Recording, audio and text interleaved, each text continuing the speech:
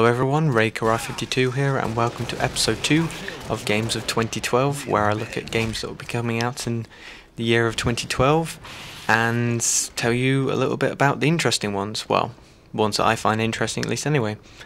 And I'll just quickly tell you about the game. It's Squad Slayer on Reflection, Halo Reach obviously, and I cut out the start of it because the guy that you saw me beating down was getting on my nerves because he was running around with the rocket launcher and the sword and just kept on killing me, so I thought, yeah, skip that bit. And also there's other bits where I've sped up a lot because it was a long match, because there was people who weren't playing at all on my team, so it sort of drew out the game a lot longer. It did allow me to get 40 kills in total though, along with quite a few deaths, because a lot of times it was me against multiple people, but yeah, anyway, to the actual meat of this video.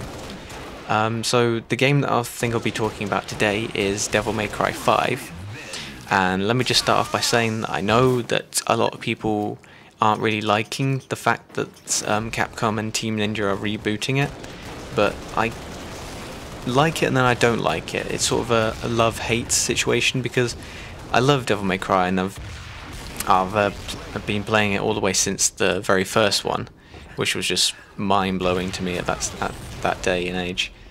And so I don't like the fact that they're rebooting it, because I love the character of Dante and how he is in it. I'm sure lots of other people do as well. But I suppose it's good because they're rebooting it so it wouldn't get stale, I guess, because, you know, a lot of the times games can get stale, because just look at Call of Duty. Not that I have anything against Call of Duty, I love Call of Duty.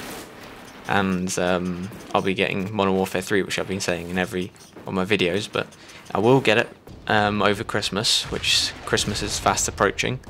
I've just had lots of other things to do and I didn't want to buy it, and then sort of be playing that and not get my work done, and also with the fact of money as well. So yeah, I've watched, well, there's 3 main trailers that I've watched, which I'll put those links in the description. And there's one where it's sort of, you know, the original Tokyo game show, when it was originally announced, the announcement trailer, which a lot of controversy where it showed him with black hair. Another one with the interview of Tamine and Alex and what's his name, Motorhead, who's from Capcom, and also the last one, which is just plain gameplay of it, which I think that gameplay video looks really good, and I'll specify which ones are which in as well.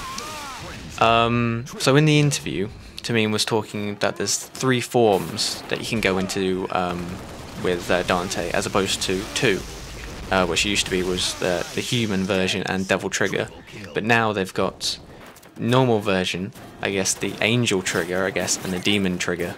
He didn't actually call them that, the triggers, but you know, it's basically what they are. And apparently you have different sets of weapons for each of those. For example, with the human form you have Rebellion, and you have his guns, Ebony and Ivory.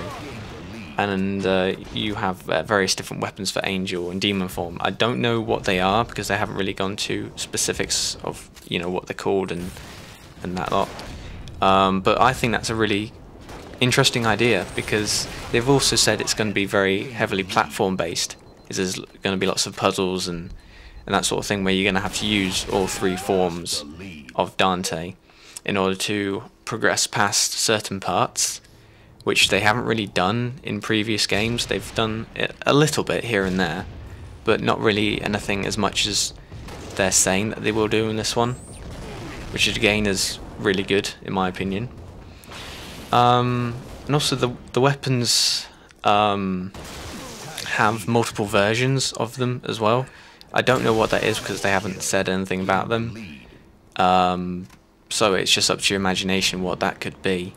If you have any ideas, then please comment or message me or something like that. But if you leave a comment, then other people can see, so I'd really appreciate that. And you can also switch between weapons and forms on the fly, as this saying goes, which sort of fast-paced combo and style-based combat that will really link in together. And they also had I guess it's the Rebellion, where it sort of extends into sort of like a chain tail thing, a little bit like they had on Dante's Inferno with Death's Scythe, where you can pull people to you and sort of, or pull yourself to them if they're larger enemies, so you can keep on attacking them. That was the first time they did that, was with the Devil Bringer in Devil May Cry 4. Apart from that, they haven't done it before. And you can also, in the angel form, you can fly, and also with the demon form, you have a chain as well, which you use to manipulate the world. And I guess you could use that again. I suppose that might be the chainsword thing, but I don't think it is, because they showed that in the original trailer, which was before they announced any of this and before they probably put it together. But you know, leave your opinions on that as well, and if anyone knows, I'll try and find out some more information about it over the course of, and I might do an updated video when there's more concrete information. And also, it's obviously a young Dante now, even younger than he was in Devil May Cry 3, which was his awakening. And he's, I guess, a bit of an emo, I guess, but which is a lot of people don't like.